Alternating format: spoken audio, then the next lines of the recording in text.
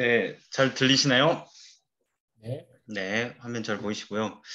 어, 한세봉 둘의 이야기를 하게 될 김영대라고 합니다.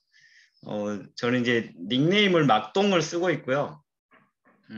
맑은 똥의 준말입니다. 그래서 이제 하나의 좌우명 같은 건데요. 맑은 똥은 싸는 삶을 살자라는 거고, 맑은 똥을 싸려고 보니까 이제 먹는 게 좀 맑아야 되겠더라고요. 그리고 이제 농사를 짓다 보니까 이제 우리 먹을 것들의 많은 부분들이 농사에서 나오잖아요. 거의 대부분의 이제 뭐 바다에서 뭐 물고기들도 나오기도 하지만 그래서 이 농사도 이게 결국은 이제 농사를 맑게 지어야 나의 맑은 똥이 완성이 되겠다. 어떤 그런 의미가 좀 담겨져 있고요. 한세봉 둘에는 이제 저희가 오늘 이야기할 주제는 어쨌든 한세봉 둘레가 어떻게 지금까지 와 있고 한 부분들에 대한 약간 좀 소개를 하고 그래서 그 속에서 어떤 것들이 좀 더 이 뒤에서 좀 더 자세하게 설명하겠지만 이거는 나중에 이제 또 이게 하나의 조직의 공동체의 이야기이기도 하지만 결국 이제 좀 더 이게 다른 측면에서 접근해 본 공동체 안에 있는 한 개인으로서 거기서 어떻게 공동체 안에서 존재할 건가에 대한 그런 부분들까지 좀 나아가게 되는 이야기가 될 것 같아요. 그래서 전체적으로는 한세봉 둘에 대한 시즌 1과 2로 좀 나눴어요. 그래서 이제 그 이야기를 좀 시작을 해보려고 하고요. 이 사진은 이제 위에서 이제 모내기 할 때 여러 사람들이 같이 모이는데요. 그 개구리 논의 이제 전경 사진이고요. 이제 왼쪽 사진들은 제가 이제 논을 하면서 결국 논을 시작하게 된 계기도 생태적인 측면에서 보면 논도 이제 하나의 습지여서 그 생물 다양성이라는 이야기를 쭉 하는데 이제 쉽지는 않았지만 그래서 이제 그 하나의 의미로서 왼쪽에는 이 논이라는 곳에 뭐 동물, 식물, 그다음에 뭐 곤충, 뭐 동식물들의 굉장히 다양한 서식처라는 것들이 이제 좀 상징적으로 저희가 계속 활동들을 해왔고요. 실제 이제 일본이나 이런 데서도 보면 이제 논의 다양한 생물들을 조사를 해보면 5,668종 정도의 생물들이 서식했다는 것을 보면 지금 이제 기후위기 시대 생물 다양성이 계속 이제 줄어들고 있죠. 그 시점에서 인간이 하는 경제활동 내에서 이런 생물 다양성들이 어떻게 좀 보존될 수 있는가. 그게 이제 농사라는 측면에서 그 측면에서 계속 좀 이야기를 해왔던 것들이 있습니다. 그래서 시즌 1을 놓고 보면 이제 2016년까지인데요. 결국에 이제 한세봉 농업 생태공원이 조성되는 그 과정까지가 어떤 하나의 시즌 1 정도로 좀 정리를 해볼 수 있을 것 같아요. 그래서 이제 광주에서는 2008년에 이제 앞산 뒷산 도시에서도 이제 산들이 있죠. 그걸 지키는 활동들을 네트워크들을 통해서 이제 시작을 했었고 거기에서 이제 한세봉 숲사랑이가 생겨났어요. 일곡 한세봉 숲사랑이가. 그래서 거기는 이제 한세봉과 이런 데를 이제 모니터링하는 그런 것들도 하고 이제 생물 조사들도 하고 하는 과정에서 여기 한세봉 이쪽 지금 현재 개구리 논도 이제 그 발견이 된 거죠. 그런데 이제 그 당시에는 이제 어르신 이제 노부부가 농사를 짓고 있었어요. 뭐 농약도 하고 이제 하는 과정으로 그러다 이제 우연찮게 이제 그 어르신들이 이제 몸이 좀 힘들기도 하셔가지고 농사를 못 짓겠다 해서 이거를 듣고 그러면 우리 이걸 같이 좀 해보자 해가지고 이제 그 당시에 광주 전남 녹색연합 그다음에 한살림 생협 그다음에 그때 갑자기 생각이 안 나네요. 단체 이름이 티움 복지재단 이렇게 이제 여기 일곡동이라는 그 마을 안에 이제 이런 조직들이 있거든요. 그래서 그렇게 같이 모여서 공동 경제하고 우리가 같이 해보자 해서 이제 시작됐고 그 당시에 또 이제 중요했던 부분은 이제 한세봉 이제 개구리논이 있는 곳이 이제 한세봉이라는 이제 마을 뒷산인데요. 거기 산을 이제 도로를 뚫겠다는 거가 있었어요. 그게 이제 북부순환도로인데요. 그것들 이제 뚫지 마라라는 것까지 주민들이 이제 같이 모여서 진행했던 과정들이 쭉 있고, 그래서 2009년에 처음 이제 개구리논을 공동 경작을 시작을 했고, 2010년에 이제 한세봉 논두레를 이제 발족을 하고, 그때 여러 이제 활동들을 통해서 개구리논이 한국 내셔널 트러스트 보존 대상지로 선정이 됐어요. 이제 뭐 먹고 살기 위해서 마을 기업도 이제 시작을 해보고, 뭐 2011년에는 SBS 물환경 대상이 아직도 있나요? 거기서 이제 대상을 수상을 하면서 상금도 받고, 그래서 이 상금으로 또 운영을 하고요. 그리고 이제 2012년에는 저희가 이제 결국은 논을 통해서 이제 북부 순환도로에 대한 이야기도 계속 이제 해나가는 측면들이 있었거든요.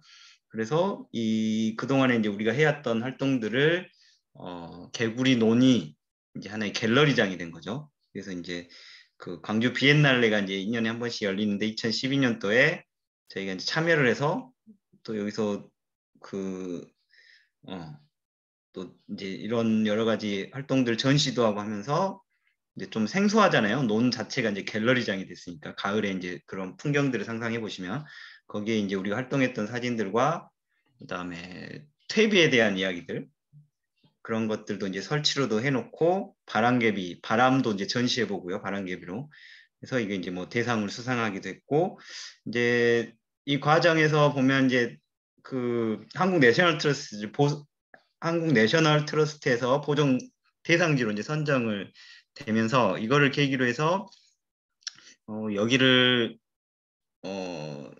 좀 계속 보존해 보자라는 걸로 해서 계속 이제 이거를 이슈화 시키는 과정들이 쭉 진행이 되면서 2013년 이제 14년 15년 하면서 이제 이제 광주시하고 이런 계획들을 좀 논의하면서 2016년도에 이렇게 이제 한세봉 농업 생태공원으로 조성을 하게 됐고요. 이 과정에서 이제 핵심적인 거는 개구리논에서 사는 주민들이 모여서 계속 뭔가 이렇게 공동체 활동들을 하면서 뭔가 의미들을 좀 창출했다는 거고 그 측면에서 보면은 이제 그 과정에서 잠깐 이제 여기 이제 개괄적으로 좀 설명을 드리고요. 이 과정에서 이제 저희가 했던 거는 어쨌든 이제 마을 내에서 뭔가 한세봉 숲과 그다음에 약간 이제 논이라는 이제 인공 습지긴 하지만 그 습지와 그다음에 물길 그다음에 이제 이 물길들이 흘러서 그럼 이제 바다까지 흘러가잖아요. 이런 관계들을 실제 이제 마을에서 이제 조사들을 쭉 했고요. 그래서 이제 이거 지도를 보시면 이제 옛날 이제 여기가 1993년에 이제 여기가 택지지구로 이제 지정이 되면서 이제 그 전에 이제 조사된 이제 지도거든요. 보면 이제 이렇게 보면 이제 여기 시암이라고 표시돼 있죠. 시암은 이제 일곡동 이쪽 마을에서 샘을 할머니들이 시암이라고 하더라고요. 그래서 이제 샘들이 이렇게 있는데 이제 먹는 샘들은 이제 큰 시암 이렇게 이제 암물 있고 순물 있죠. 네. 그래서 암물은 좀 따뜻했다 그래요, 물이. 그다음에 순물은 좀 차갑고. 그래서 이제 나머지 이제 이런 샘들은 주로 이제 농업용으로 이렇게 조성됐던 이제 농지들이 이렇게 있죠. 이것들은 주로 이제 농지에서 이제 쓰던 그런 샘들이라고 보시면 되고요. 이게 이제 이렇게 구획을 이렇게 나누게 되는 거죠. 그러면서 이제 현재 이렇게 이제 도시가 현재 이렇게 형성이 돼 있어요. 그리고 이제 여기 저 커서도 보이나요? 마우스? 네. 여기 보면 이제 개구리논이 여기 이렇게 있어요. 그래서 여기는 이제 택지가 조성이 되면서 여기 이렇게 한세봉 숲 전체 일대가 7근린공원으로 지정이 됐어요. 그래서 이제 기본 계획이라든가 이런 것들이 세워지면서 이제 전체가 이제 7근린공원이니까 이때 이제 개구리노는 광장으로 조성하겠다. 이제 그렇게 돼 있었던 거죠. 그래서 이 공간이 그나마 이제 살아남아서 그 노 부부가 계속 이제 농사를 지으셨던 거고 그래서 다행히 이제 이렇게 남아있던 농을 좀 더 우리가 생태적으로 계속 주민들이 같이 모여서 농사를 지어보자 해가지고 이렇게 이제 시작된 거고요. 아까 그 지도 이제 전에 보면 이렇게 결국에 이제 핵심적인 건 이 물길을 이제 저희는 좀 더 조사하는 과정에서 살펴보게 됐는데요. 결국에 이제 물이 흐른다라는 거는 어쨌든 숲에서부터 물이 좀 시작이 되더라고요. 그리고 이제 논의 이제 생물 다양성이라는 측면에서 보더라도 개구리 논에서는 물고기들이 없어요. 이제 나도 일부러 뭐 붕어를 넣기도 하고 이제 이제 대표적인 예로 그 논에는 미꾸라지가 기본적으로 다 있잖아요. 근데 개구리 논은 미꾸라지가 없었어요. 그러다 2012년, 2012년 정도에 어디서 미꾸라지 한 5마리를 해가지고 논에 넣어놨는데 지금은 좀 어느 정도 퍼져 있거든요. 그래서 이제 그 이유 중에 하나는 이 물길이 끊겼다라는 거죠. 아까 이제 도시화가 진행이 되면서.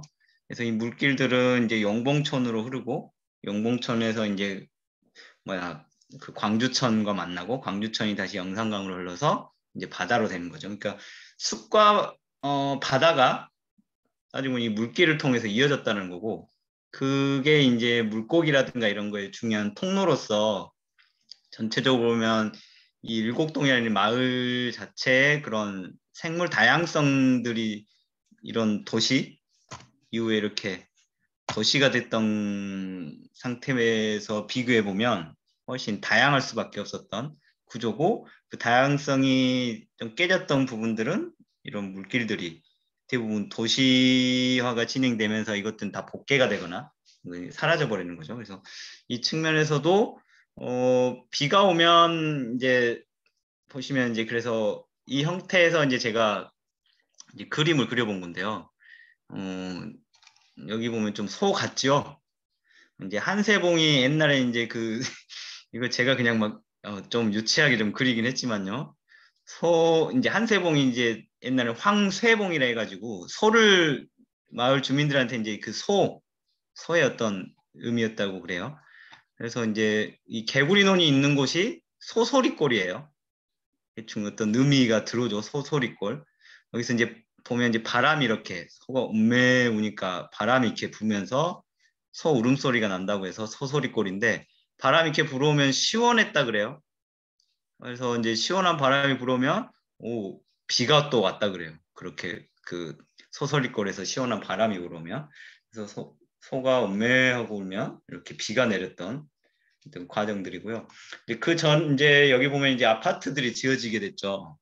그리고 여기 보면은 이 시커먼 것들이 좀 거미처럼도 보이는데 이걸 이제 저는 개구리라고 그렸습니다. 아까 이제 다양한 샘들이 있었죠. 우물안 개구리 이제 우리 속담들은 다 아시죠. 그래서 이제 그 우물 안에 있던 개구리들이 도시화가 진행되면서 땅속에 갇혀서 죽은 거예요. 그래서 이제 도시가 이렇게 확장되고 실제 우리 뭐 인터넷이라든가 이런 게 너무 잘 돼 있잖아요.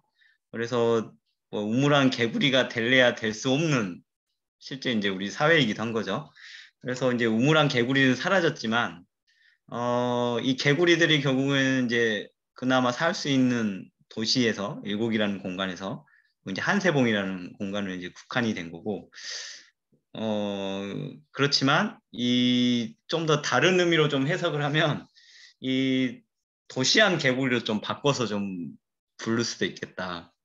그래서 이제 이 개구리들은 도시 안에 갇혀서 과거에는 우물 안에 갇혀서 그 우물 위의 세상만 봤다고 한다면 이 개구리들은 현재 이 개구리들은 도시에서만 갇혀서 도시에서 일어나는 것들만 보고 있어서 전체적으로 아까 뭐 물길이라든가 이런 것들의 흐름들 그런 것들을 전혀 이제 알 수 없는 그래서 이제 다른 식으로 좀 더 세련된지는 모르겠지만 그렇게 표현을 해보면 생태적 감수성이 좀 결여된 개구리들이 도시한 개구리들이 아닐까. 그래서 이런 이야기들을 가지고 논 경작이라든가 이제 프로그램이 오고 하면 이제 거기서 뭐 해설을 한다거나 하는 과정들을 저희들이 좀 쭉 진행을 했었고요. 그래서 이제 이 과정들에서 보면 어쨌든 주민들이 여기도 보면 이제 일단은 일곡동이 노시문중 이제 광주 노씨 그다음에 광산 김이씨 네 그렇게 해서 어쨌든 옛날에는 이제 마을들이 대부분 집성촌이잖아요. 그래서 이제 이 논도 보면은 총 네 다랑이에요. 네 구역으로 나눠져 있는 논인데 그 중에 한 세 다랑이가 이제 개인 땅이고 한 다랑이는 이제 문중 땅인 거죠. 어떻게 보면 이제 그분들이 따지고 우리가 농사를 짓게 이제 이 농지를 이제 공유해 줬다라는 개념으로 이제 저는 좀 해석을 하면서 시작이 되면 우리는 그 공유된 공간을 이제 누군가 이제 사유지든 그게 어떤 문중의 땅이라고 하면은 문중에서도 하나 이제 공유지라고도 볼 수 있을 것 같거든요. 그래서 그 사유지든 공유지든 그것들이 또 다른 개념에서 더 이제 더 넓게 한 번 더 공유가 됐을 때, 우리 주민들이 좀 더 모여서 우리는 거기를 좀 점유를 했다라는 생각이 들거든요. 그러니까 시즌 1의 핵심적인 부분들은 공유된 이 개구리논이라는 공간에서 여러 사람들이 함께 모여서 농사도 짓고 어떤 뭐 여러 뭐 다양한 재밌는 뭐 프로그램들도 같이 진행을 하면서 점유를 계속 함께 공유를 이렇게 점유 플러스 공유가 될 수 있겠죠.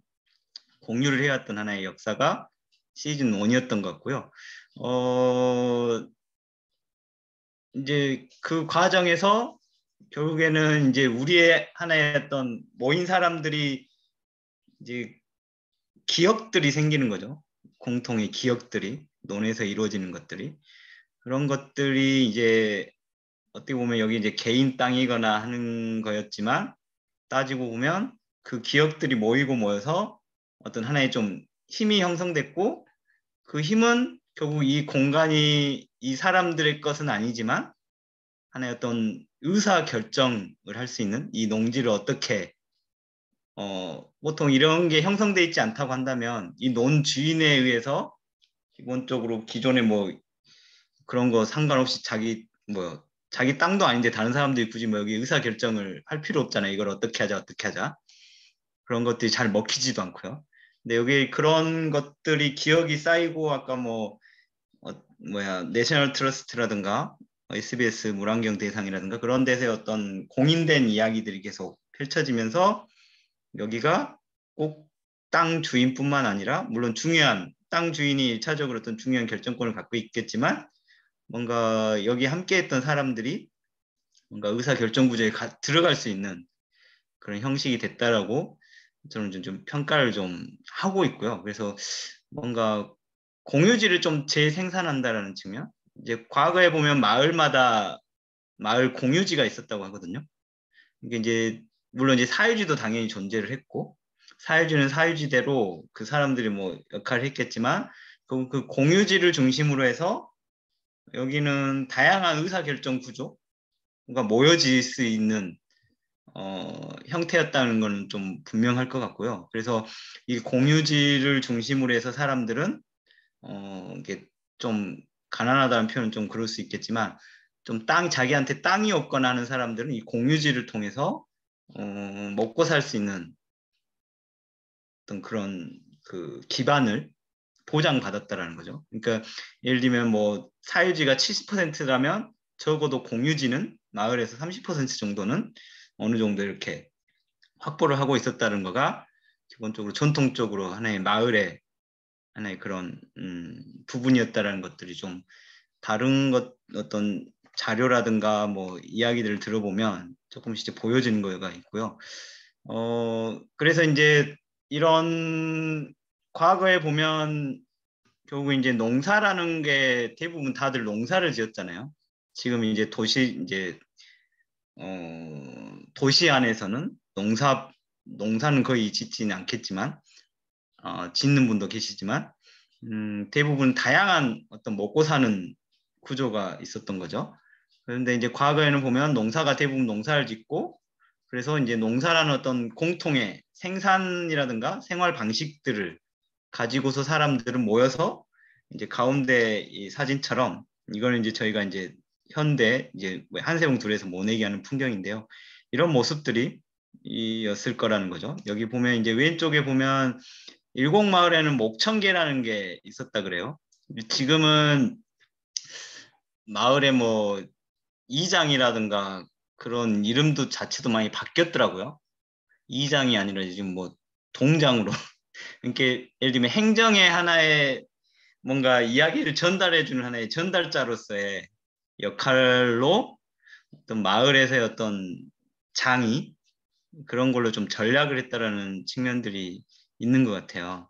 그러니까 이거는 다른 형식으로 보면 마을의 자치력이 좀 상실되는 그런 과정들이 일곡마을의 이런 자료들을 좀 찾으면서 정리를 하다 보니까 그런 기본적으로 우리가 가지고 있었던 따지고 보면 저는 이건 다른 측면을 보면은 지금 이 시대의 민주주의보다 더 좀 더 현장성 있는 좀 더 뭔가 이렇게 좀 더 세분화된 그 마을마다의 그 자치력으로 보면 오히려 이 측면에서의 마을 안에서의 어떤 민주주의이지 않았을까라는 좀 생각을 하고요. 그래서 목청계라는 데가 있었고 목청계는 예를 들면 이제 그 해 2월에 이제 총회를 해요. 매월 초하루에 그러니까 매년 초에 지금은 뭐 어디에서 뭐 마을 총회를 하거나 하진 않잖아요.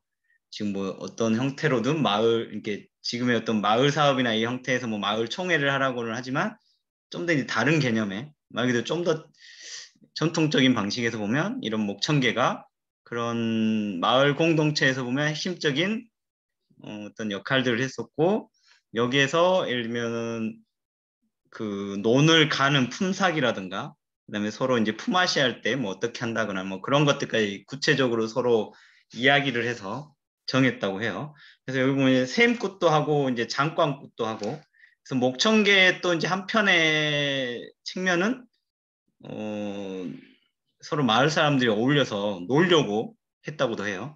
그래서 이제 보면 이제 셈굿이라든가 장관굿을 했던 거는 결국 이제 셈은 마을의 중요한 이제 물인 거죠. 식수원인 거죠. 그래서 그게 좀 건강하게 공통의 것이기 때문에 이거를 좀 더 오염되지 않게 하는 어떤 하나의 기원이었던 부분들이 있고요. 그래서 이런 것들이 이제 한세봉둘의 시즌 1에서는 이걸 다시 목청계라는 이런 형태의 어떤 새로운 형태의 주민 조직, 현대 뭐 21세기에 좀 어울릴 만한 그런 형태로 좀 새롭게 이렇게 마을 공동체를 새롭게 다시 재세팅? 이제 여기에 큰 제목처럼 마을 공동체 혹은 공유지의 이제 좀 새로운 좀 발명이지 않을까라고 좀 시즌 1을 좀 이제 전체적으로 보면 이제 좀 그렇게 정리를 하고 싶고요. 그래서 보면 이제 오른편의 사진을 보면 이제 네이버나 뭐 다음 검색창에 그 도롱뇽의 비탄이라고 치시면 뭐 기사라든가 여러 개들이 나올 건데요. 이건 2016년에 그 이제 비엔날레에서 이제 스페인 작가랑 같이 마을 주민들 한 50명하고 이렇게 같이 직접 이제 마을 주민들 여기 보시면 이제 50명이 같이 모여서 퍼포먼스를 진행을 했거든요. 논에서. 그래서 이제 그런 것들을 통해서 뭔가 새로운 개념의 논에서의 어떤 하나의 공동체적인 모습을 좀 그려준 모습이 왼쪽이 사진하고 좀 대치되면서 뭔가 이렇게 변화들이 만들어졌다라는 좀 느낌들이 있고 여기 보시면 저도 있죠 여기 뭔가 이렇게 밀짚 모자에 뭐 이렇게 노랗게 된 걸 들고 있는 게 이제 저예요. 저는 이때 이제 소대로 등장을 했어요. 네. 그래서 이런 과정들 속에서 1차적으로 어느 공간을 공유된 공간을 주민들이 점유를 하고 점유 및 좀 더 다양한 형식으로 확산시키는 공유를 같이 또 더 넓은 의미에서 공유를 같이 하면서 이 공간을 마을 주민의 어떤 것으로 마을 주민의 것으로 아무튼 이제 공유지로 이렇게 만들었다라는 게 시즌 1의 중요한 핵심 포인트고요. 그래서 이제 그거에 이제 하나의 이제 결과물로 보면 이게 이제 실제로 보여지는 결과물로 보면 한세봉 농업 생태공원이었다라고 좀 보고요. 그래서 이렇게 주민들이 같이 뭔가 이런 활동들을 하고 이렇게 해서 이제 한세봉 농업 생태공원을 보통 이제 공원들은 뭐 행정이나 이런 데서 이제 직접 관리를 하잖아요. 그런 게 아니라 여기는 그 과정에 주민들이 뭔가 여기서 역할을 했고 그런 것들이 있어서 그 주민들이 모인 그 한세봉 두레라는 조직이 이 한세봉 농어생태공원을 직접 이제 관리하고 운영하는 방식을 이제 취하고 있는 거죠. 그래서 이제 여기 오른쪽 지도를 보면 기본에 이제 광장으로 이제 계획돼 있는데 이게 이런 과정들을 통해서 네, 됐다는 이야기입니다. 그래서 이제 이렇게 시즌 1을 지나고 이제 시즌 2로 넘어온 거는 이제 한세봉 농어생태공원을 로 이제 우리가 위탁을 받아서 여기를 이제 운영하는 과정으로 쭉 진행이 되는 거고요. 그래서 이제 2017년부터 이제 2022년 현재까지 이제 시즌 2의 어떤 과정들이 진행이 되고 있고요. 핵심적인 거는 이제 2017년에 7개 이제 지속 가능한 마을을 좀 시작을 했어요. 그래서 여기서 이제 한세봉 10마을 의제를 이제 찾는 워크숍들을 주민들과 같이 좀 진행을 하면서 여기서 나온 것들은 이제 씨앗, 이어가는 씨앗, 보통 이제 토종 씨앗인데 이제 어쨌든 이 씨앗들을 계속 해마다 최종하고 심고 하면서 하는 것들의 의미를 담은 이제 이어가는 씨앗과 이제 서울의 마르쉐처럼 광주의 마르쉐를 여기서도 좀 해보자 라는 게 두 가지 중요한 이야기들을 가지고 이제 2018년에 그래서 이제 한세봉 개굴장을 첫 개장을 이제 하고 2021년까지 이제 4년 동안 4, 16, 16번 정도 한 것 같습니다. 그래서 이제 이런 과정들을 했고요. 그런데 네, 쭉 하면서 네, 이제 여러 가지 이제 뭐 이런 것들을 지정하고 여기서부터 이제 또 2018년부터 이제 턴론 프로젝트라 해가지고 작은 논이라든가 이런 형태로 쭉쭉쭉쭉 진행이 돼서 현재 이제 2021년에는 뭔가 여기를 좀 중심으로 뭔가 좀 생태적인 어떤 전환이 지금 이제 기후위기 시대를 좀 놓고 보면 사실은 좀 제 입장에서는 굉장히 급박한데 뭐 사회 시스템이나 정치, 경제로 놓고 보면 너무 이제 좀 더딘 변화라는 그런 느낌들이 좀 있어요. 저한테서는. 그래서 좀 더 이제 구체적으로 생태적 좀 전환을 좀 계속 시도를 해보자. 계속 이제 이런 이야기를 이제 저희들 좀 해가고 있고요. 그래서 올해 이제 중요한 목표가 이제 마을과 함께하는 이제 생태적 전환이고요. 그래서 여기 보시면은 이제 지도에서 따서 위쪽은 이렇게 밭이 이제 텃밭이 이제 조성이 돼 있고요. 이제 여기가 이제 개구리논입니다. 꼭 뭐 장갑 같기도 해요. 엄지 장갑. 네, 그래서 기존에는 이제 여기를 그냥 일반적으로 논을 이렇게 싹 갈아버리잖아요. 이렇게 갈아서 땅을 이렇게 이제 갈아서 물로 이제 그거를 이제 로탈이라고 그러죠. 썰해질 해서 이제 모를 심는 과정인데 그게 아니라 보면 이제 녹색 부분이 있고 파란색 부분이 있는데 고랑과 이랑을 논에다가 쳐요. 그리고 나서 이제 물을 채우고 이후에는 이제 여기서 이제 가을에 이제 물을 빼면 바로 보리도 심을 수 있고 이제 양파도 심고 하는 이모작이 가능한 형태가 되고요. 보면 이제 이런 물길들은 결국에는 이제 논생물들 이동 통로가 되는 거죠. 예를 들면 논도 이제 물 한 번씩 빼잖아요. 그러면 빼면 여기 물이 없으니까 이제 둔봉으로 들어간다거나 하는 하나의 이동 통로라는 거고요.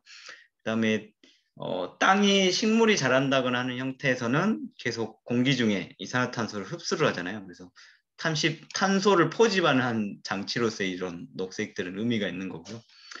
그래서 이제 이런 의미로서 굉장히 좀 생소하면서도 너무 혁신적이라 사람들이 좀 힘들어하는 측면이 있지만 어쨌든 좀 시도를 해보고 있습니다. 그래서 이제 시즌 2에서의 핵심은 그래서 생태적인 전환. 이게 일반적으로 이제 농사에서의 이제 관점에서 좀 더 구체적으로 이제 들어가 보는 부분입니다.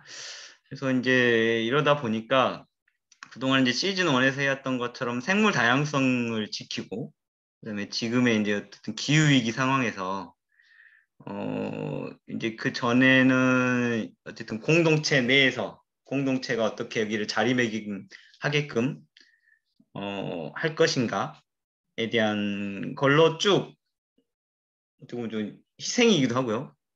그 안에서 뭔가 활동했던 사람들은.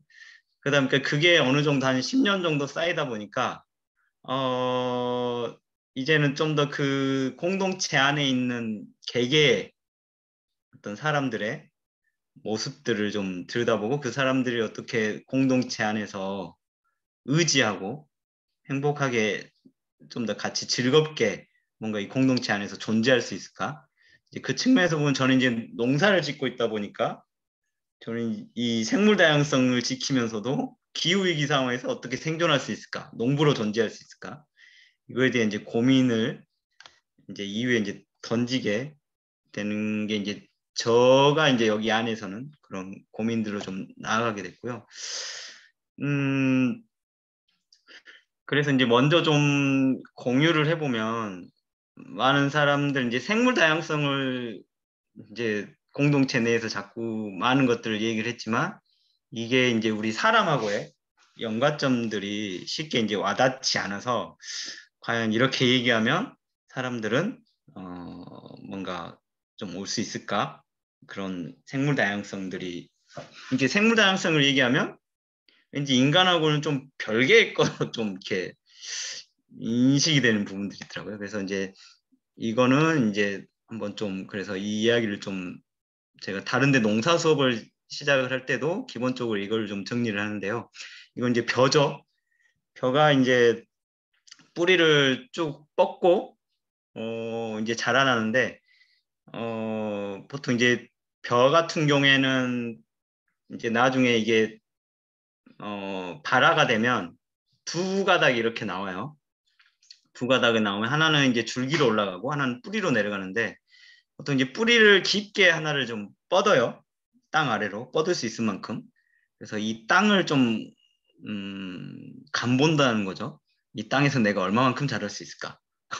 뿌리를 얼마 정도 뽑을 수 있을까? 그러니까 나무라든가 이런 거를 보면 위로 이렇게 가지가 뻗은 그 길이나 그것만큼 땅속에 그런 뿌리들이 이렇게 존재한다고 하잖아요. 그런 것처럼 이 벼도 내가 얼마만큼 클까? 이제 그런 것들을 나름대로 좀 계산을 한다고 그래요. 어느 책에 보니까 식물들이 보통 씨앗에 뿌리를 뻗을 때. 그래서 이제 벽시 하나를 이제 심으면 줄기가 이렇게 하나 올라와서 가지 이제 새끼를 친다 그러죠. 이제 분월이라고도 하고요. 그러니까 줄기 하나를 심으면 이 벽시 이거 하나를 심으면 줄기 하나가 올라와서 여기서 두 개, 세 개, 네 개, 많게는 20개까지 이렇게 늘어나는 과정들이 있는 거고요. 그래서 이제 이렇게 되고 이제 핵심적인 거는 이제 여기 태양이 이렇게 보이죠. 이제 광합성은 다들 아시죠? 그래서 이제 공기 중에 이산화탄소와 그다음에 물, 그다음에 이제 햇빛을 이용을 해서 이제 양분을 만들어내는데 그래서 이제 CO2를 흡수를 해서 이제 탄소와 산소를 좀 분리해서 산소는 이제 다시 배출을 시키는 거고요. 이 탄소를 이용해서 C를 이용해서 이제 포도당을 만들죠. 그래서 이제 이렇게 만들어진 양분의 일부를 뿌리로 내려보내준다 그래요. 뿌리로 내려보내주는 이유는 이 땅속에 이제 다양한 그 미생물들이 있죠. 그래서 이렇게 보내주는 그 양분의 양이 이제 예를 들면 벼가 생산하는 이제 양분이 이제 100이라고 하면 이 뿌리로 내려주는 양분이 한 40 정도 된다 그래요. 그래서 40 정도를 이렇게 내려보내주면 이제 여기에 존재하는 다양한 미생물들이 하나의 먹이기도 하죠. 미생물들한테 먹이를 주는 이유는 여기 이제 똥이 보이죠? 이게 그림을 그리긴 했는데 어쨌든 이거 똥이에요. 그래서 이 똥을 이렇게 우리 퇴비를 주죠. 화학비료는 좀 나중에 좀 잠깐 설명드리겠지만 이제 퇴비를 주면 이 퇴비를 바로 이 식물이 흡수를 못해요. 그래서 뭐 이 흡수를 하려면 이 뿌리가 흡수할 수 있는 분자 구조로 분해를 해줘야 돼요. 그래서 그 작용을 하는 게 이제 미생물이라는 거죠, 땅 속에.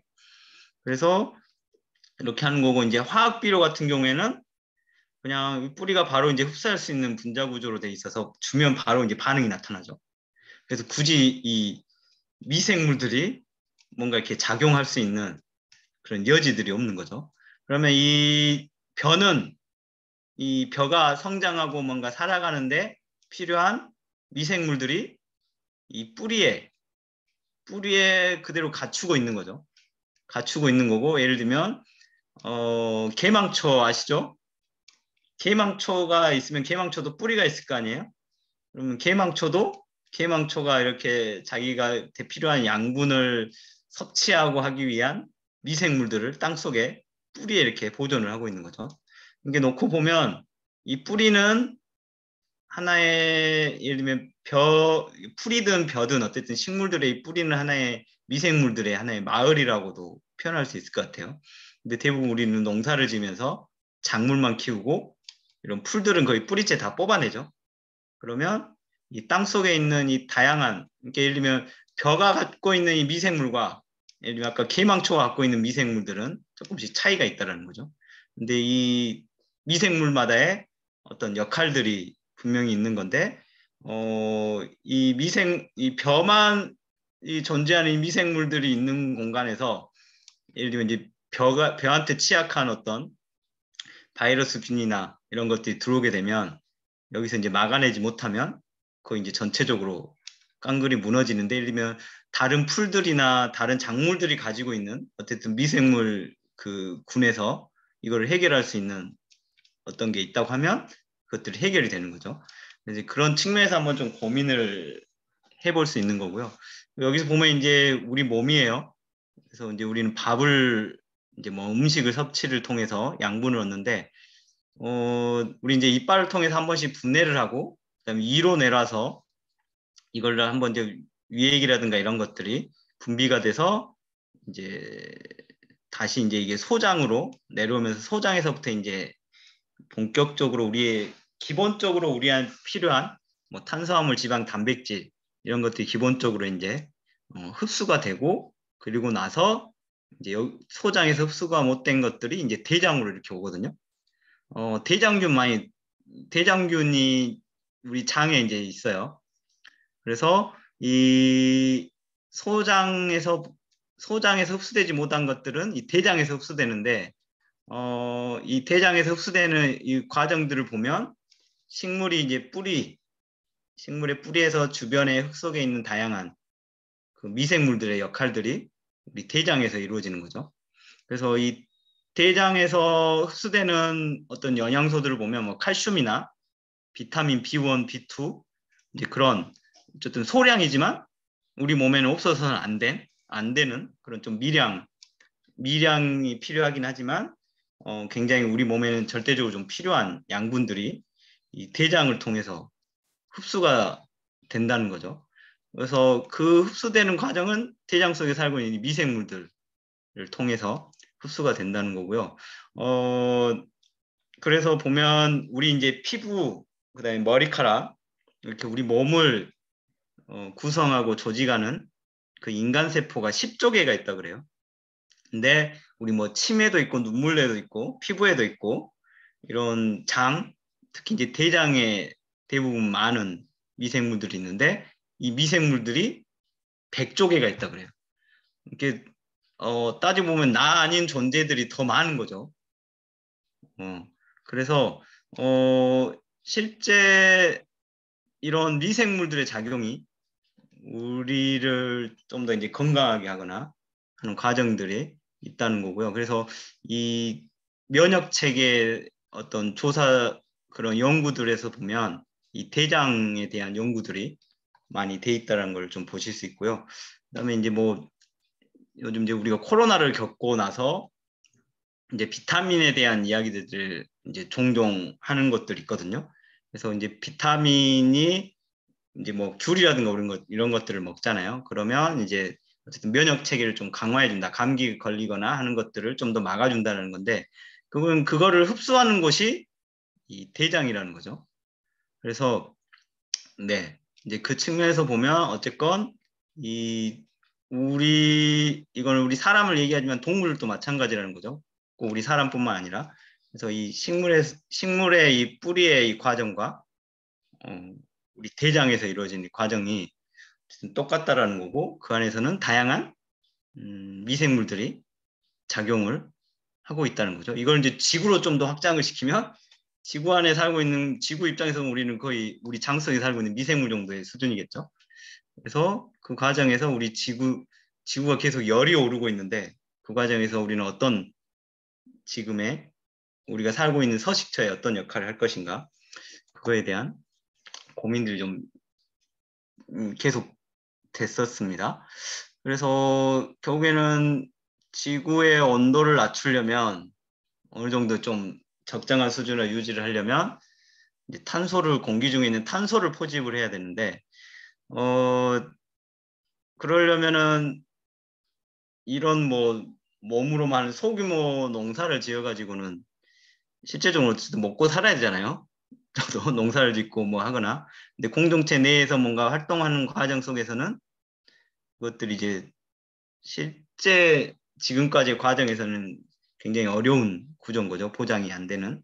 그래서 이제 실제 이제 농사를 놓고 보면 일반적으로 이제 800평에 일반 관행농으로 지으면 300평당 500kg의 이제 벼를 수확을 하는 거죠. 그러면 이제 여기 50kg 뭐 종자로 남겨놓는다 치고 1200kg을 이제 백미로 이제 도정을 하면 840kg 정도가 됩니다.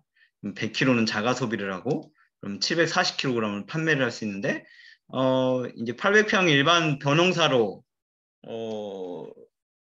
돈을 계산을 해보면 저 이제 개구리논을 대상으로 해보면 퇴비가 한 90만 원 정도가 들어갔어요.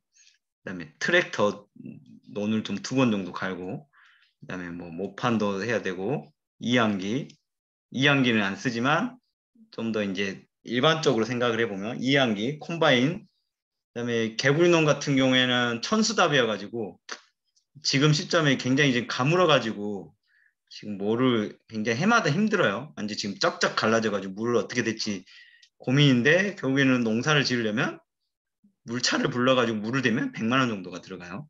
그다음에 건조를 시켜야 이제 도정을 하니까요. 도정비 하면 800평 벼농사를 지는데 357만 원이 들어가요.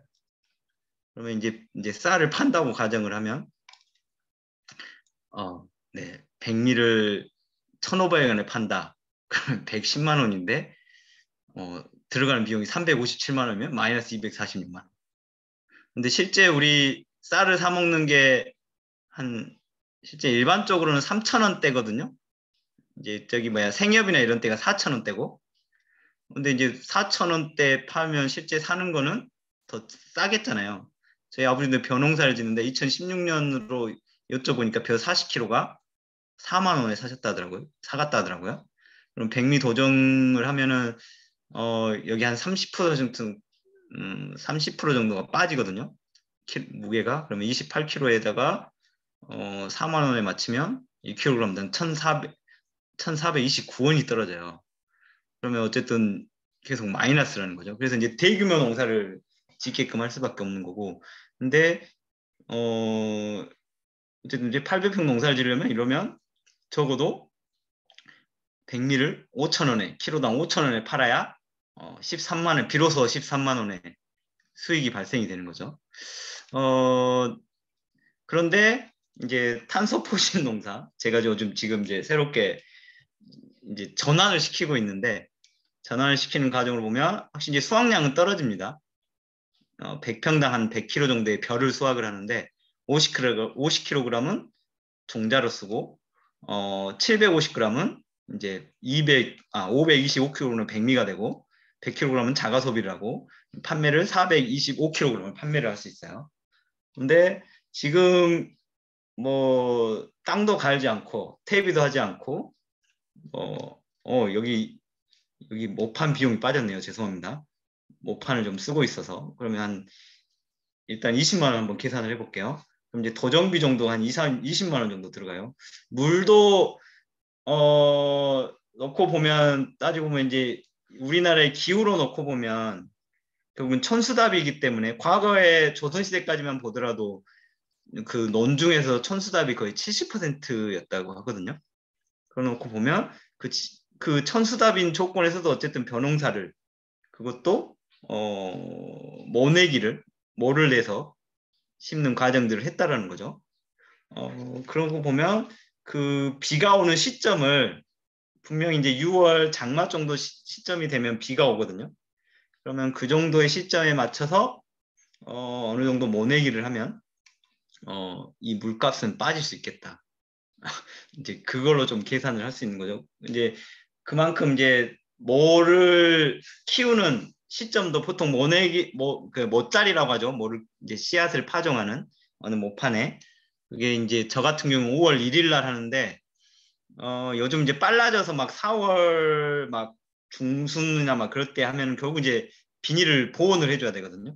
근데 이제 그런 것까지 하지 않기 때문에 뭐 5월 초부터 저는 시작을 하는데 5월 뭐 이제 하지 6월 하지까지 생각을 한다고 한다면 지금 시점까지 뭐를 심어 놓으면 그 시점에서 이제 뭐를 옮겨 심을 수 있는 거죠. 근데 일찍 심어 놓으면 결국 뭐가 점점 더 노쇠해지는 거죠. 활착을 하고 할 시기를 넘어서 뭐를 심게 되면 확실히 뭔가 분월이라든가 이런 것들이 더 안 되겠잖아요. 그러니까 그 부분들을 좀 감안을 해서 모짜리를 하게 되면 이 물 비용이 빠진다는 거죠. 그러면 제가 실제 이제 토종별을 심어가지고 저는 이제 키로당 10,000원씩에 팔고 있거든요.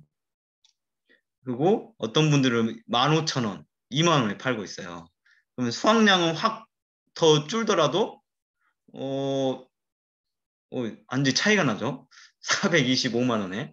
그리고 이 생태적으로도 보면 지구에서도 놓고 보면 훨씬 더 의미 있는 어떤 기후위기 시대에 중요한 어떤 역할을 한다는 거죠.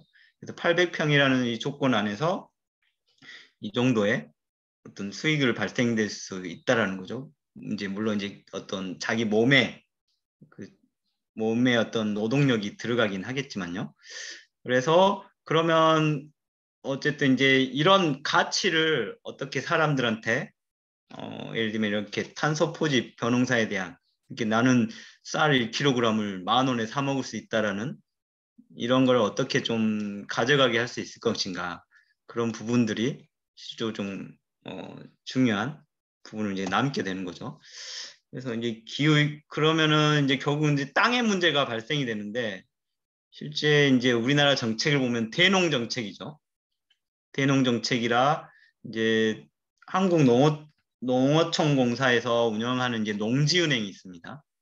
그러면 실제 우리는 이제 뭐 기농을 하거나 어떤 형태로 갔을 때 농지를 이제 논을 이제 찾기도 힘들어요.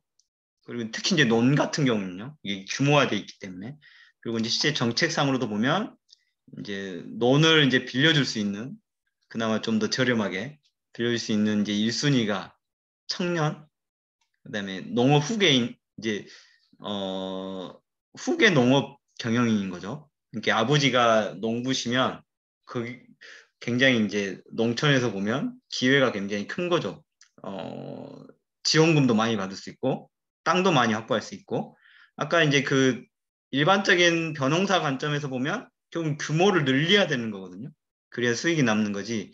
작은 규모에서는 결국에는 농사를 못 짓게 되는 거죠. 그리고 이제 2순위가 좀 젊은 세대들, 3순위가 후계 농업 경영인.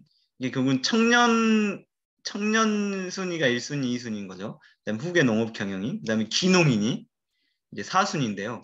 보통 이제 우리나라에서 이제 생태기농이라는 측면에서 기농운동본부가 여러 이제 그 교육도 하고 하는 과정들에서 있었는데 결국에는 이제 우리가 지금 이 기후위기 시대에 뭔가 새로운 삶의 전환의 관점에서 농사를 짓고 해야 이게 뭔가 변화가 일어날 수 있는데 그런 여건들이 실제 농촌으로 내려오면 쉽지 않다는 거고 지금 이제 최근에는 정부가 이 기농 교육이라든가 이런 것들 거의 장악을 해서 시도를 하면서 결국에는 이제 제 관점에서는 이제 뭐 점수를 결국 따는 게 핵심이거든요. 이렇게 얼마의 교육 이수 과정을 해야 지원을 받을 수 있는 거예요. 그것도 지원을 받을 수 있는 거는 결국 이제 융자를 해주는 거죠. 그러니까 결국엔 따지면 나중에 다 갚아야 될 돈인데 실제 이제 뭐 이런 웬만한 규모 이상이 아니면 그 빚을 갚기가 어렵더라고요. 귀농인들을 만나보면.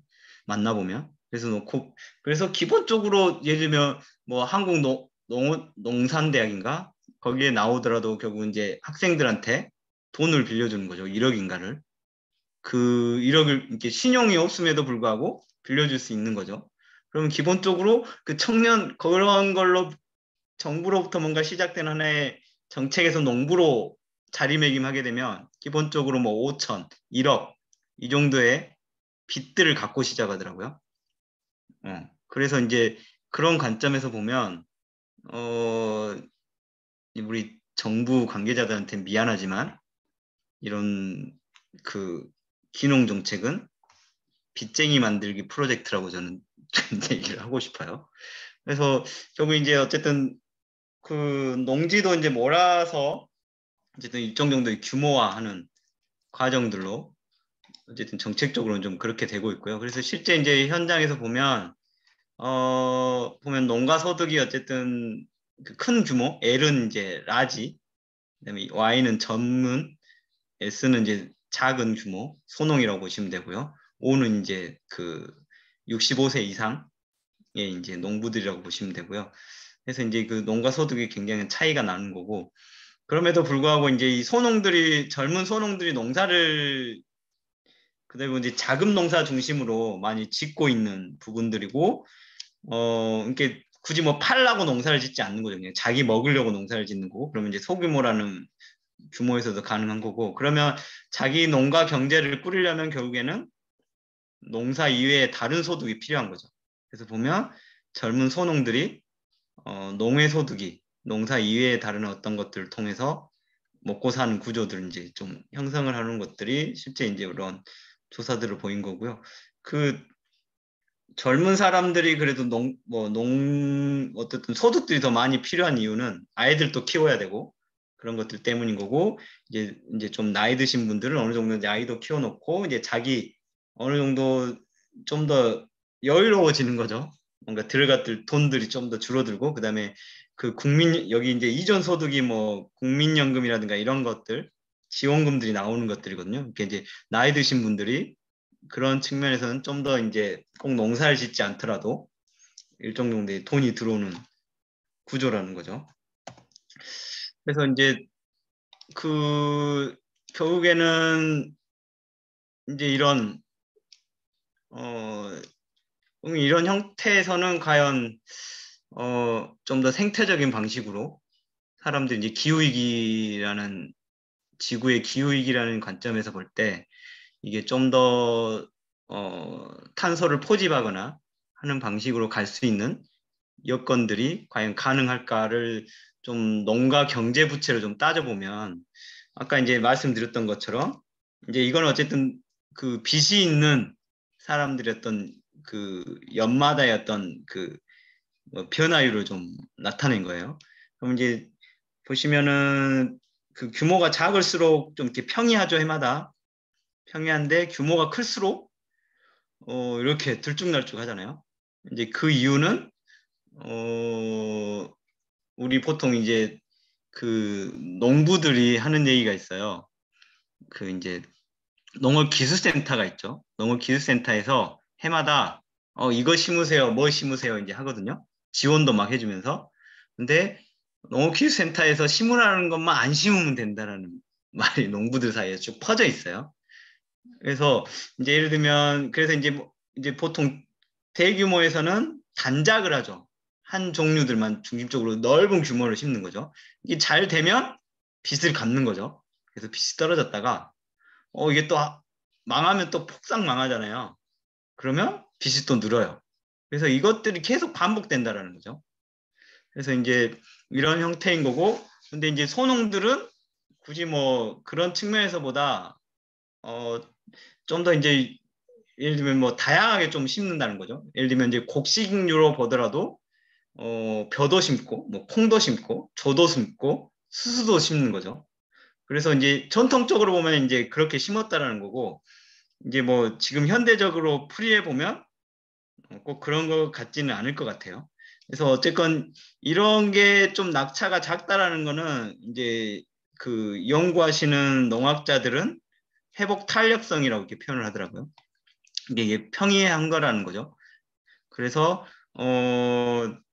아무튼 이런 구조로 놓고 보면 이제 아까 이제 생물 다양성이라는 측면에서 보면 그 생물 다양성을 좀 더 좁혀서 작물 다양성이라고 놓고 보더라도 대농들에서는 그 다양성들이 나오기가 굉장히 어렵고, 소농은 그런 이제 예를 들면 아까 먹고 산 뭔가 식량을 마련한다는 개념에서 보더라도 다양한 곡물들을 심어야 된다는 거죠.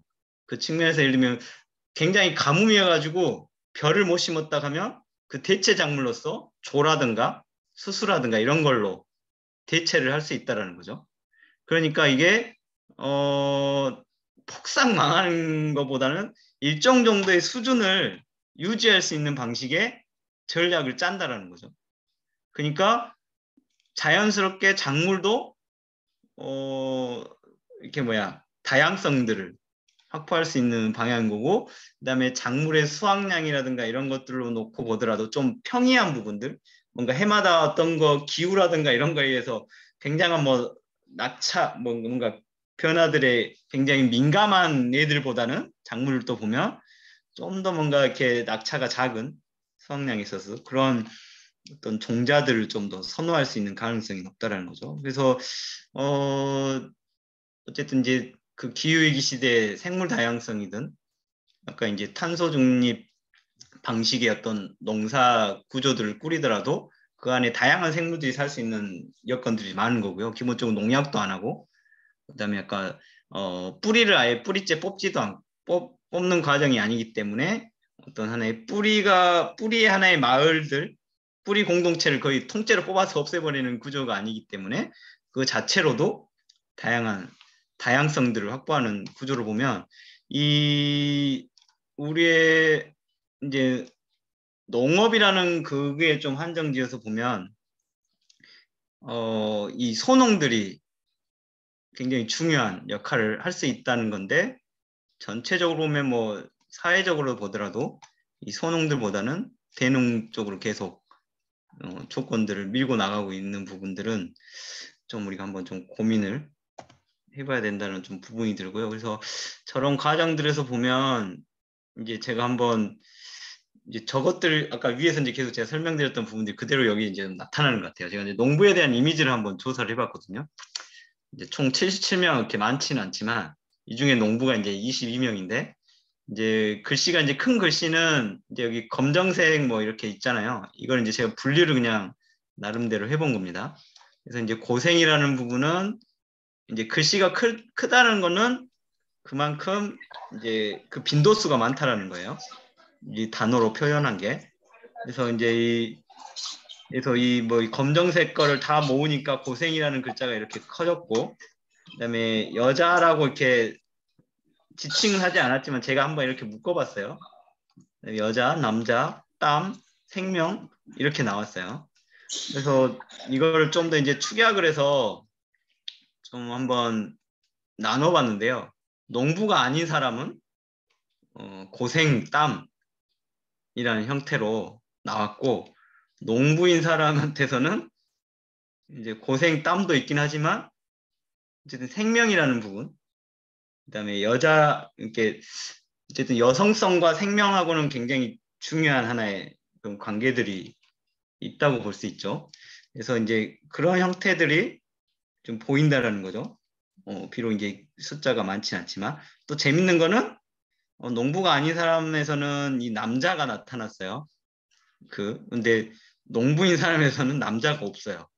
그 농부에 대한 이미지에서 좀 이런 게 좀 재밌게 나왔다라는 거고요. 그러니까 결국은 농부로서 산다는 건 그 흙을 만지고 뭔가 생명을 다루는 과정에서 자연스럽게 그게 뭔가 이렇게 보여지는 게 있는데, 흙을 만지거나 하지 않는 사람들은 그냥 농부의 삶은 그냥 고생. 아까 돈도 못 벌고 몸으로 이렇게 뛰어야 되잖아요.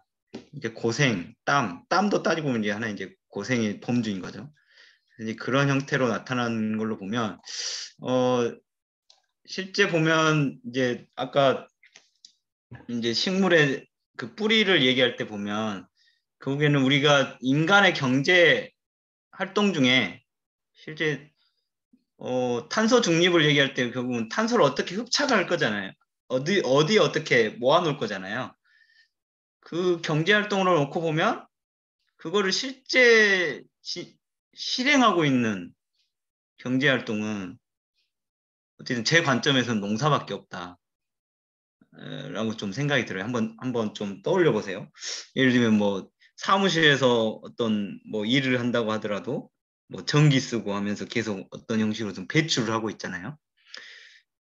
근데 이제 농부가 일을 한다는 거는 물론 이제 호흡을 하면서 배출하지만 적어도 땅 위에 식물이 자라게끔 하면서 자기가 호흡을 통해서 배출한 것만큼은 적어도 땅 속에 아까 그 광합성이라는 과정을 통해서 땅 속에 이렇게 저장을 하는 부분이라는 거죠. 그래서 이 기후위기 시대에 이 사회가 농업에 대해서 그냥 기존에 뭐 계속 근대화의 어떤 과정 속에서만 계속 뭔가 관점에서만 이렇게 들여다볼 게 아니라 우리는 이 관점에서 경제활동이라는 측면에서 놓고 보더라도 이게 굉장히 중요한 역할을 하고 있다는 거를 중요한 역할을 하고 있는데 정치적으로도 그렇고 이번에 뭐 선거 과정에서도 얼마나 이런 농업에 대한 이게 탄소 중립에 대한 이야기는 나오더라도 이것이 구체적으로 농업에 대한 부분들로는 나타나지 않고 있잖아요. 이게 결국에는 이 소농이라는 형태만 보더라도 대농은 어쨌든 기계화를 많이 할 거고 그리고 사람들도 많이 필요 없고 근데 이제 소농의 좀 더 작은 어떤 단위들로 쪼개진 이런 다양한 소농들이 존재한다고 한다면 결국에는 뭐 시골이 소멸한다는 말도 안 나오겠잖아요. 이제 그런 관점에서 어쨌든 제가 이제 공동체라는 측면 안에서 보더라도 내가 이 공동체에서 존재하려면 어, 이런 부분들이 좀 들여다보게 됐어요. 그래서 이제 아까 이제 한세봉 생태공원에서도 어떤 전환이 필요한데 그거는 이제 농사를 짓고 있기 때문에 농사의 전환에 대해서 지금 이제 이야기를 해보는 거고요. 그래서 여기 이제 왼쪽 사진을 보면 이렇게 이제 여기 물이 차 있죠, 꼬랑에. 지금 이제 가물어가지고 물이 하나도 없어요. 거의 흙먼지가 날리고 있어요. 그 이제 비가 한 달 아니다. 불과 한 2주 전, 3주 전에 그래도 비가 한 번 내렸을 때 이렇게 물이 차 있었는데 이렇게 고를 타는 이유들을 좀 따지고 보면 여기 이제 아래 사진 보면 이렇게 줄자가 쭉 돼 있잖아요. 여기서 여기까지 여기 지금 이 커서 보이시죠? 여기까지 한 1m 정도예요. 1m 정도인데 보면 수분이 이렇게 위에까지 이렇게 촉촉하죠. 근데 여기 이상을 좀 넘어가게 되면 보시면 이렇게 말라 있어요. 이제 그건 이제 핵심적인 거는 이렇게 고랑에 이 정도의 물이 차 있을 때 적어도 1m 정도까지는 물을 촉촉하게 상위까지 해준다는 거죠. 그래서 이제 이 폭을 어느 정도 규모로 할 건가가 이제 이 측면에서 보여주는 거고 이게 좀 너무 넓어버리면 이 가운데쯤에서는 이 물이 많이 없겠잖아요. 그래서 이제 적어도 이제 초기 단계에서 벼가 좀 뿌리를 뽑고 하려면 어느 정도 이런 수분들이 좀 있어줘야 되기 때문에 그 관점에서 작업을 하다 보니까 왜 우리는 이제 이거는 일본의 가와구치 선생님인가요? 이제 그분의 이제 방법인데 왜 이렇게 고를 탈까를 생각을 해보면 첫 번째는 이렇게 전체적으로 뭐가 심어지는 이 공간이 전체적으로 이렇게 충분하게 수분을 제공해주기 위한 방법이 하나가 있고 그다음에 우리가 일반적으로 논을 로타리를 이제 썰해지를 하는 이유는 물을 저장성을 높여주기 위한 방법이기도 하거든요.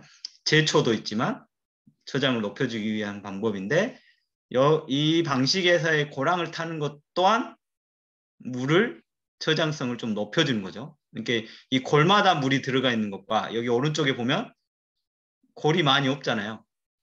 그러면 이제 여기 중간에도 물을 머금고 있겠지만 이 다양하게 골이 이렇게 쳐져 있는 거가 물을 더 많이 머금을 수 있겠죠. 그래서 이제 그 측면에서 이렇게 좀 골을 타는 거고, 그다음에 지금 이제 가뭄 시점에서 보더라도 그 썰레질을 하게 되면 나중에 이게 마르게 되면 굉장히 딱딱해져요. 우리 지금 밀가루 반죽해가지고 이게 딱 굳게 되면 거의 숨도 못 쉴 정도 되는 거잖아요. 근데 이 형택들이 고착이 되면 뿌리들도 아래가 어느 정도 살아있고 하기 때문에 완전히 딱딱한 어떤 형태가 안 되고 숨을 쉴 수 있는 어느 공간들이 된다는 거죠. 그 측면에서도 보면 이 가뭄이라는 관점에서도 보면 물이 좀 적더라도 뭔가 이 벼가 좀 더 생존할 수 있는 환경이 좀 될 수 있다는 거고, 벼도 어떻게 보면 꼭 물에서 키우는 이유는 제초를 위해서인 건데 밭에서도 예전에는 기본적으로 밭에서 키웠다는 거죠. 그 측면에서 보면 꼭 물이 이렇게 충분하지 않더라도 어느 정도 뿌리를 내려고 하는 상황에서는 잘한다는 거죠. 그래서 이제 이 과정들에서 좀 이제 생각을 해보면 결국에는 새로운 어떤 시장,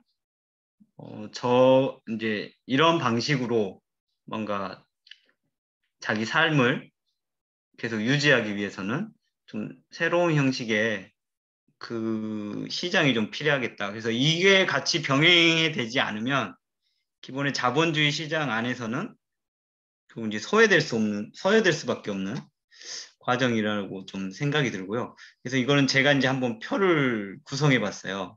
그래서 이제 농사를 짓는 가장 본질을 저는 자급이라는 걸로 좀 한번 잡아봤거든요.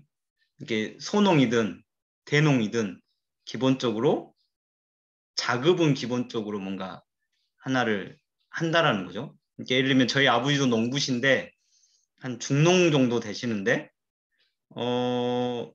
이렇게 농사 지어가지고 팔 거는 파시겠지만 기본적으로는 자식들 쌀도 보내주고 나중에 뭐 김장철에는 김장해서 다 보내주잖아요. 그러면 이 대농들도 이제 그걸 기본적으로 이렇게 한다는 거 한다고 보고요. 나머지 이제 이런 그거를 벗어난 부분들은 이제 팔려고 하는 거고 불특정 다수에게 이렇게 보내주는 거고 그렇기 때문에 이거를 뭐 어떻다라는 걸 증빙하기 위해서 인증이라는 부분들이 자연스럽게 도입이 되는 거고요. 그래서 보면은 이제 그거는 이제 좀 말이 길어지니까 좀 놔두고 이 자급이라는 부분만 놓고 좀 저는 설명해 볼게요. 어, 이 자급을 놓고 보면 공급 물량이 적어요. 그리고 불규칙적이에요. 그러니까 예를 들면 이 꾸준하게 생산된 것들이 나와줘야 되는 거죠. 그래서 이제 기본 뭐 백화점이나 이런 시장들에서는 그렇게 꾸준하게 물량들이 돼줘야 판매를 할 수 있는 거죠. 수익도 남고. 그런데 뭐 제철에 언제 한번 이렇게 언제 이렇게 찔끔 나오는 구조에서는 이 자본주의 기본 현재 이렇게 운영되고 있는 경제 구조로는 들어가기 어렵다라는 거죠. 그래서 이제 다루기가 어렵다는 거고 표준화되지도 않았다는 거죠. 굳이 뭐 조금 생산하는데 뭐 인증을 받고 할 필요까지는 없다라는 거죠. 네. 그래서 굳이 그렇기 때문에 이러저런 규제들을 따르지 않는다는 거죠. 그래서 그러면 어쨌든 이제 아까 이제 800평이든 그 형태에서는 그게 어느 정도 800평 벼농사를 짓더라도 그게 어느 정도 양이 나오지만 그거를 일반 시장에 내놓기는 굉장히 부족한 거죠. 그래서 그러면 이거는 그냥 그래서 이제 뭐 꾸러미라든가 이런 방식들이 굉장히 이제 많이들 이제 시행되고 있는 거죠. 그래서 이것들이 유통될 수 있는 시장들이 좀 더 활성화돼야 저도 거기에 가서 이렇게 팔 수 있고 그다음에 또 이 시장들은 이제 대면을 하는 거죠. 그러니까 굳이 뭐 뭐 얼굴이 안 보이기 때문에 인증이라는 걸로 대체를 하지만 여기는 굳이 뭐 인증이 이제 자기 얼굴이 될 수 있는 거죠. 그래서 그 측면에서 이런 새로운 시장이 필요한데 과거에는 이게 뭐 오일장이라든가 이런 형태에서 좀 형성이 됐다고 한다면 지금은 이제 그런 것들이 거의 없죠. 대부분 어느 큰 건물 안에 들어가서 장사를 하거나 하는 구조여가지고 이제 그런 측면에서 여기도 놓고 보면 그래서 이제 이런 하나의 시장을 이제 자급 경제 시장이라고 이제 표현을 할 수 있을 것 같고요. 이렇게 자급하고 남은 양들이 있죠. 이렇게 우리가 예를 들면은 텃밭을 하더라도 5평 텃밭을 하더라도 어느 정도 이 상추를 어느 정도 심는다고 싶으면 혼자 다 못 먹잖아요. 그럼 그게 이제 나눠질 수 있는. 근데 이거를 뭐 시장에 내기는 어렵고 그렇지만 어느 좀 이렇게 일반 시장에 내기는 어렵지만 그래도 어느 정도 양은 나오고 그러면 그거를 유통할 수 있는 어떤 시장이 필요한데 이제 그 측면에서 이런 시장들이 좀 더 활성화돼야 된다라는 거가 어, 좀 고민들이 좀 많이 들더라고요. 그래서 이제 그런 시장들을 보면 이제 서울 같은 데는 마르세 같은 데가 그런 역할들을 좀 하고 있다고 저는 보여지고요. 그다음에 이쪽 광주나 전남 지역에서 보면 기농인들이 내려가서 그런 것들이 필요해서 물론 꾸러미들도 여러 개들을 하지만 현장에서 좀 다양하게 좀 서로 교류도 하기 위해서 예를 들면 장흥 같은 경우에는 마실장이 있고요. 해남 같은 데에는 모실장이 있고 그다음에 옛날에 지금은 없어진 것 같은데 고흥에는 좀 이름이 재밌어서 자꾸 이제 다른 사람들한테도 이야기하는데 미치고 환장이 있었고요. 그다음에 장흥에는 이제 장보고 웃장 이제 그렇게 돼 있었고요. 그래서 여기 이제 오른쪽에 보면 결국에는 이제 그렇게 될 수밖에 없는 이유는 뭐 돈이 되거나 하는 거 결국은 돈이 되는 것들만 어쨌든 그 경제다라는 부분들로 이렇게 우리 사회는 이제 이야기를 하고 있지만 하고 있고 그 위의 것들 이제 피라미드 형태를 보면 그 아래의 것들 뭐 간의 노동자 이게 뭐 간의 수공업 같은 것들 있죠. 그다음에 자금 농부 그다음에 우리 집에 이제 가사 노동 여기 이제 식민지라든가 뭐 이런 것들 이제 표현을 했죠. 외부 내부 식민지는 이제 뭐 어, 농촌과 도시의 어떤 그런 의미로 보시면 되고 맨 밑에 이제 자연이라는 부분들이 있고 이 모델을 이제 그 작업의 삶은 가능한가라는 책이 있어요. 힐러리에게 암소를이라는 이제 거기서 이제 이런 형태를 이제 따왔는데요. 그래서 이제 그 측면에서 보면 어쨌든 우리 지금의 경제 구조에서는 이런 소농들은 당연히 취급이 안 될 수밖에 없는 구조라는 거고 그래서 우리가 좀 더 생존을 하려면 음, 이게 지금 대부분 이제 사유화돼 있는 거죠.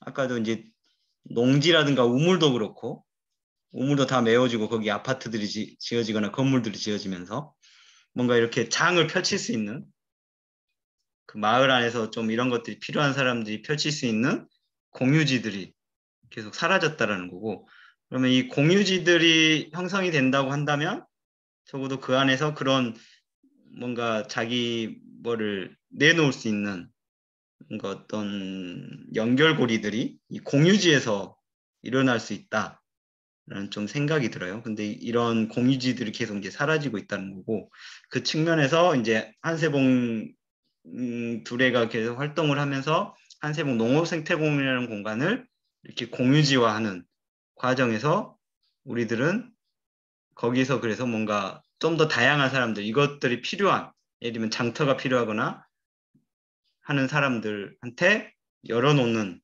과정들이 이제 지난번에 보면 이제 개굴장 같은 그런 거였다고 좀 설명을 드릴 수 있을 것 같고요.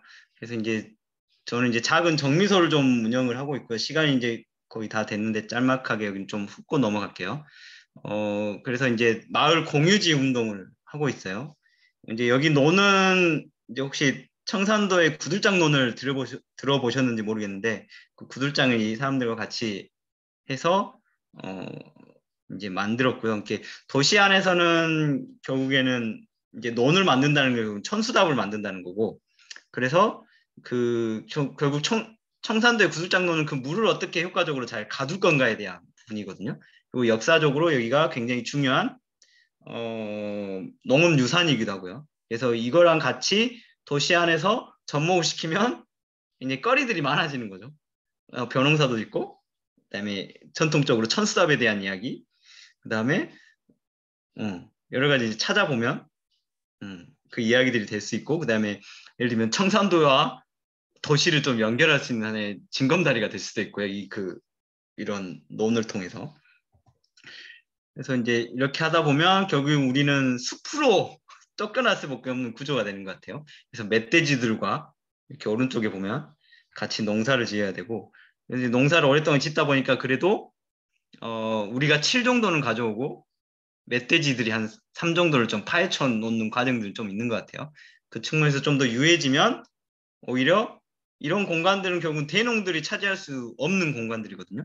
그리고 많은 부분들이 문중 땅이거나 그래요. 그렇기 때문에 이런 공간들이 소농들이 하나의 공유 농지 개념으로 여기를 좀 해볼 수 있지 않을까, 그런 고민들을 하게 되면서 저는 이제 마을 농지계 프로젝트를 좀 진행을 해보고 있어요. 이게 은행이 근본 위제라고 하잖아요.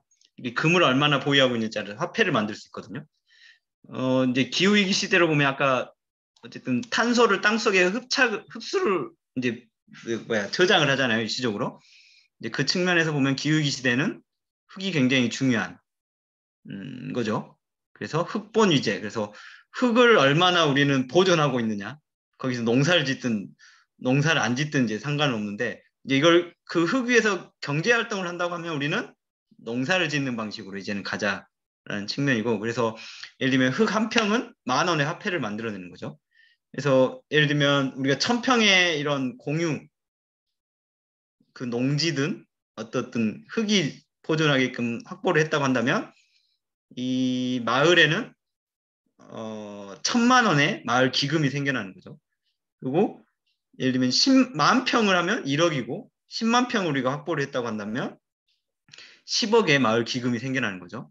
그 돈이 형성되는 부분들은 이 농지에서 뭔가 농사를 짓는 사람들한테 보증금을 받는 거죠. 그래서 보증금으로 받아서 이 실제적으로 흙 한 평, 예를 들면 흙 10평을 보존하는데 농부는 10만 원을 내고 그 대신 거기다가 뭐 건물을 짓거나 하는 게 아니라 말 그대로 농사를 안 짓더라도 식물들이 자랄 수 있게끔 하는 과정으로 해서 계속 이런 뭔가 화폐들을 새로운 방식으로 하는 거고, 이 마을 기금이 생긴다는 건 또 다른 의미일 수 있을 것 같아요. 보통 우리는 정부라든가 이런 형태에서 지원을 받아서 하게 되면 거기에 맞는 어떤 거를 해줘야 되잖아요. 근데 딱히 이제 정부에서 이거 하라고 하는 방식들이 마을에는 안 맞는 경우들이 굉장히 많을 수 있거든요. 근데 우리 마을 기금이 생성이 되면 이 마을 기금을 통해서 우리 무엇을 해보자 이렇게 논의가 될 수도 있잖아요. 그러면 실제 마을에 필요한 것들을 이런 농지계에서 뭔가를 해볼 수 있다는 거고, 그런 개념으로 좀 더 이제 나아갈 수 있을 것 같고요. 그래서 어쨌든 좀 시작을 해보고 있습니다. 막동 작은 정부에서는. 그래서 이게 땅이 늘어나면 늘어날수록 좀 더 이렇게 생태적으로 농사 짓는 농부들이 또 다양해질 수 있다는 거죠. 기본적으로 지금의 이제 시골이나 이런 옛날 그 정미소들은 그 단위를 중심으로 혼자서 뭐 몇 명이 산 10만 평, 막 20만 평씩 농사를 짓거든요. 그러면 결국에는 그 범위가 넓어지면 넓어질수록 소농들은 다양한 농부들은 계속 소외가 되는 거죠. 근데 이런 방식에서는 농부들이 계속 좀 더 다양하게 늘어날 수 있게끔 하는 구조가 될 수 있다라는 거고요. 그래서 여기 플러스 아까 이제 자급 경제 시장이 같이 좀 맞물려 돌아가면, 예를 들면 이제 우리 농협이라는 데가 있죠. 농협이 이제 그 생산된 것들을 파는 거를 이제 하나로 마트라고 한다면 이 마을 농지계 예를 들면 이제 소농협동조합이라고 하면 소농협동조합의 그 매장은 그런 자급 경제 시장 같은 아까 마실장이라든가 개굴장이라든가 이런 것들이 다양하게 좀 펼쳐지게끔 하는 것들이 이제 결국 사람들이 많아지면 좀 재미난 거리들을 할 수 있다라는 거죠. 그래서 이제 이 개구리논에서는 그런 측면에서 이런 장터들을 좀 기획을 했고요. 그래서 이제 한세봉 둘의 시즌 1과 원에서의 이제 어떤 과정들, 그래서 과거의 마을의 조사들을 통해서도 보면 어쨌든 공유지라는 부분들이 중요한 뭔가 공동체를 만들고 하는 데 있어서 중요한 어떤 역할들을 했던 거고, 그리고 지금의 어떤 산업화 사에서 보면 어쨌든 인클로저라고 많이 들어보셨죠? 계속 사유화해가는 과정. 그리고 이제 도시공원 일몰제, 이제 공원들이 이제 계속 이제 풀려나는 거죠. 이렇게 사유재산권을 행사할 수 있게끔 하는 과정에서도 결국에는 어떻게 보면 공유지로 이용됐던 것들이 계속 사유화되는 과정에서 다양한 사람들이 다양한 뭔가를 할 수 있는 장이 계속 사라지고 있다는 거고요. 그래서 기후위기 시대와 그다음에 지금 이 시대에서 보면 공유지들을 어떻게 다시 회복할 건가? 그 부분에서 굉장히 좀 중요하다는 의미가 들고, 이제 제가 한세봉 두레를 그동안 이제 통해서 이제 핵심적으로 키워드를 뽑는다고 한다면 그런 공유지들을 이제 확보하는 과정에서 중요하게 공동체들이 이제 자리매김할 수 있겠다. 이제 그 지점에서 그 지점으로 좀 정리를 할 수 있을 것 같습니다. 네, 여기까지 네, 이상입니다. 이야기가 이렇게 좀 한세웅 둘의 그런 이야기를 쭉 가져갔는데 갑자기 뭐 농부와 그런 이야기들로 가서 어땠을지는 모르겠습니다. 근데 이제 실제 아까 이제 서두에서도 말씀드렸지만 이제 공동체에서 시작을 했지만 그럼 그 안에 사람들이 살고 있는 거잖아요. 결국에는 이게 우리가 이제 활동을 하다 보면 결국엔 뭐 지원이라든가 이런 것들이 굉장히 척박하잖아요. 그러다 보니까 이제 공동체에서 뭔가 활동하고 하는 거에서 사람들이 이제 감흥들은 일어나지만 그 감흥들에 의해서 뭔가 여기에서 기여를 하고 싶어서 같이 참여해 주시면 그게 딱 1년이에요. 이게 1년 정도는 그런 마음이 이제 진행이 돼서 할 수 있지만 그 이상을 가기에는 굉장히 구조적으로도 그러고 힘들다라는 거죠. 그래서 이 부분을 결국 이제 이 사람들이 그 경험들이 계속 쌓여서 이게 공동체도 좀 더 성장하거나 탄탄해지는데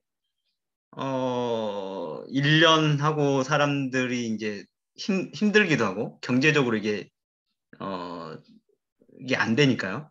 그래서 계속 이제 또 이렇게 계속 반복이 되는 거죠. 그래서 그 측면에서 결국 이제 공동체 내 개개인들이 어떻게 자기 삶을 꾸릴 건가에 대한 부분들을 집중할 수밖에 없는 그 과정이 되는 것 같아요. 그래서 이제 그 측면에서 보면 이제 저는 이제 농부라는 관점에서 이렇게 좀 설명을 들었고 그 농부들이 그래도 뭐 많은 돈은 벌지 못하더라도 적어도 자기 자급이라는 관점에서 봤을 때 그 적어도 자기 자급이라는 관점에서도 어떻게 존재할 수 있을 건가를 놓고 보면 그러니까 이제 공유지라는 부분 그다음에 지금 다 씨앗들을 다 사잖아요. 근데 그 씨앗들 소농들한테 있어서 씨앗과 네, 마을 공유지 그다음에 그 공유지에서 펼쳐질 수 있는 뭔가 자기 시장이 좀 굉장히 좀 필요하겠다. 네. 그래서 그 과정을 이렇게 설명을 드렸습니다.